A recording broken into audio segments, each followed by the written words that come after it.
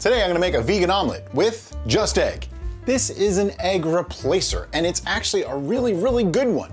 While it's highly processed food, it's on the better side of those highly processed foods, and it tastes and feels and cooks a lot like eggs.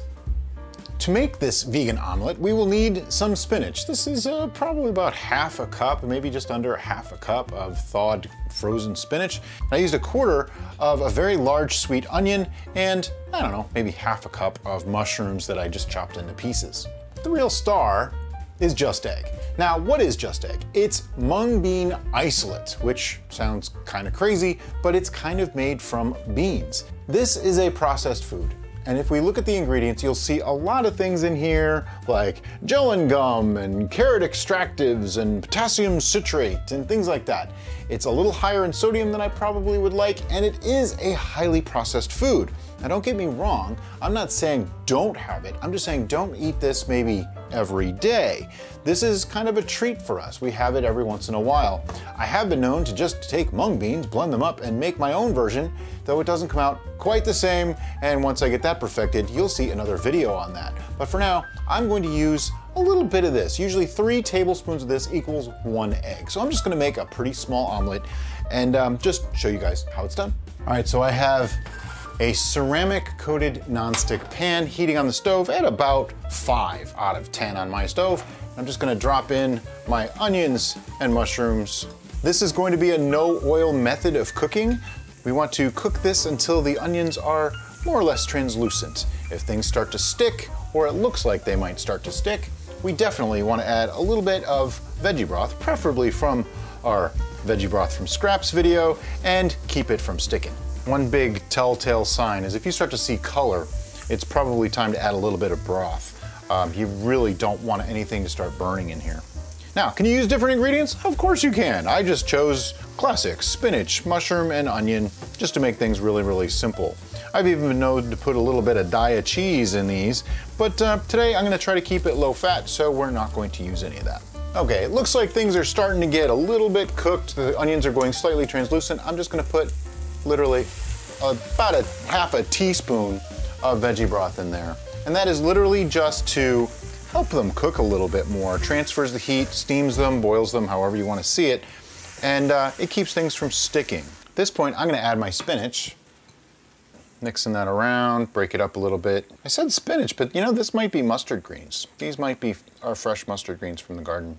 Either way, it's a green. You want greens. Greens are good for you. Now, they were blanched, they're not fresh. If they were fresh, you probably want to cook them a little bit longer, or maybe steam them or that kind of thing before you add them to your pan. Now, one thing that I like to add is black salt, also known as kala namak, and I'm just gonna put in about that much. What's that, maybe a little over a quarter teaspoon? This is a sulfury salt that definitely adds the egginess to eggs. I do notice that the just egg doesn't really have much of that going for it. It does taste good, and you can leave this out if you want to, but I like to put a little bit in there. It is salt, however, so you want to be careful that you don't add too much. And as soon as you do, you will notice a bit of a rotten egg smell come up from your pan. Don't worry, it does subside and it doesn't make everything taste like rotten eggs. I'm just gonna add a little bit more veggie broth. The trick to an omelet, and you know, I'm no French cook, so I'm no expert on these things, but I like to make omelets once in a while. The trick to omelets, though, is they're kind of like pizza. You don't want too many ingredients, and you don't want too much of those ingredients in there. So see how the pan is not crowded. There's lots of room. I'm doing a lazy man's omelet. You're gonna see why I call it that in just a second. Just want those onions to soften a little bit more. Maybe just a touch more veggie broth. The veggie broth not only keeps things from sticking, but it does add flavors too, and that's an important thing. When you're not using a lot of ingredients, or you're using alternative ingredients, you definitely want to add as much flavor as you can whenever you get that opportunity. All right, this is looking pretty good. Now I just want to spread it around and get it nice and evenly coated in the pan. Even distribution. Then we get our just egg. Give it a little shake. I don't know if you really need to do this, but I like to, so, you know, I'm doing it. And I'm not gonna measure this. I am literally going to open it up and just pour some in. How much?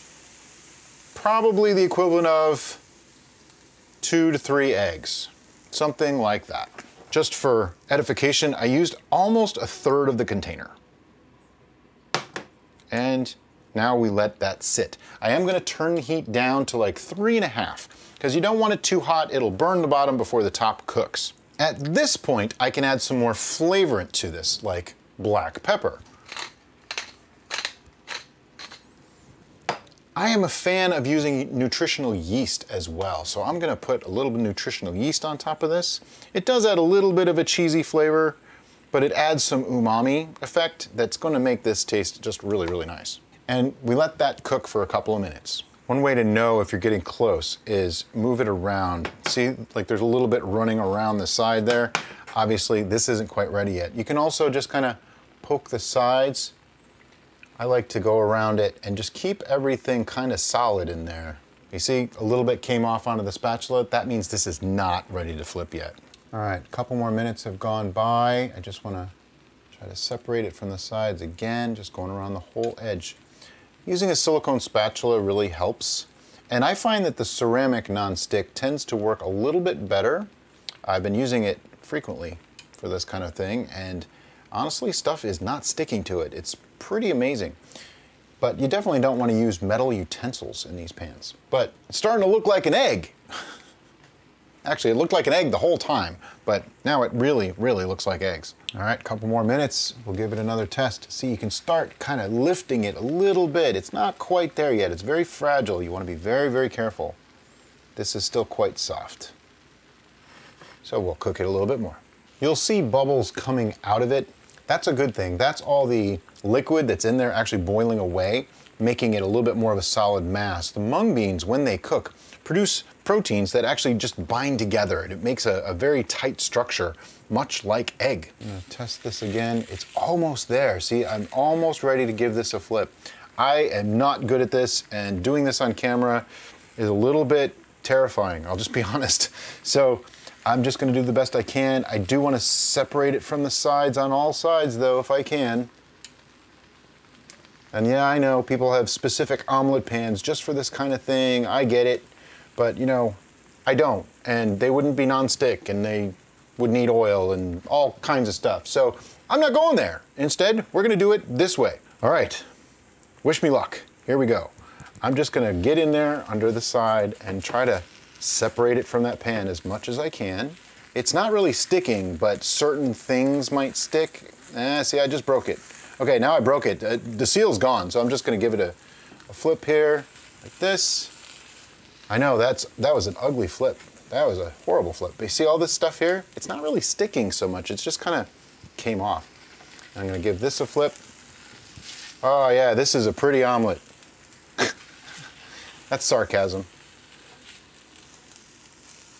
But you see, even if you don't have skills at flipping an omelet, you can make an omelet using just egg. I like to give this just another couple minutes to cook, and then I'm gonna take it off the heat. Non più tra I farfalloni amoroso, notte giorno di torno girano, delle belle. And there we have our omelet. Now I cut this in half to make it easier to get out of the pan and to put it on the plate. And you know, it kind of works okay. I call it the lazy man omelet because I didn't remove the veggies first before I put the eggs in. That does cause it to break a little bit easier, but I find it so much easier. That way I don't have to remove all the veggies, put the eggs in, cook them, then drop the veggies in. I mean, you can certainly do it that way if you really want to, but I tend to like this. But what we have is an egg-like texture. I mean, look at that. That's pretty amazing. In just a second, I'm gonna give it a taste test and show you guys what it looks like. Okay, omelet, ready to be eaten. I'm just gonna get a nice bite here. Oh yeah. If I can show you, I don't know how well you can see that, but look, see, you can see the steam coming off it, but it looks like egg. I mean, check that out. That's just cool. And here we go.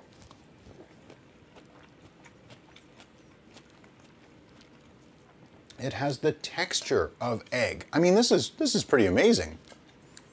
I know, I've had this many, many times, and I'm constantly amazed at how egg-like it really is. It browns kind of like eggs do. It cooks like eggs do. You do want to cook it a little bit lower of temperature, and it takes a little bit longer, but other than that, it's good. And this omelet, guys, the sweetness of the onions, the mushrooms add a little meatiness, and then the greens, This is just so good. Of course, you can top it, you know, with things too. I usually put a little bit of ketchup on it. Today, we're going au naturel though, just, you know, for you guys.